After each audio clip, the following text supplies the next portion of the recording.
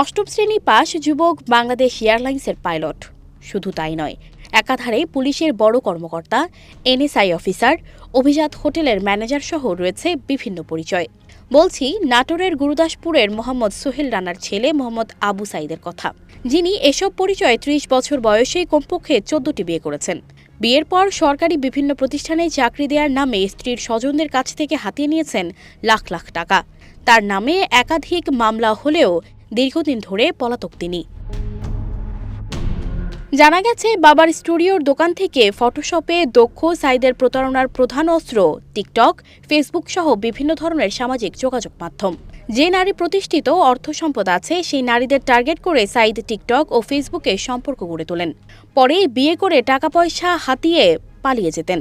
এই বিষয়ে গুরুদাসপুর থানার ভারপ্রাপ্ত কর্মকর্তা মোহাম্মদ উজ্জ্বল হোসেন বলেন, ভুক্তভোগীরা অভিযোগ দিলে আইনগত ব্যবস্থা নেওয়া হবে।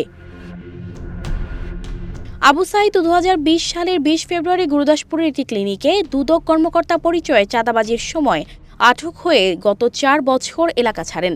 তবে ফেসবুক ও টিকটকে কখনো পাইলটের পোশাকে, কখনো পুলিশের পোশাকে নিয়মিত দেখা যায় তাকে।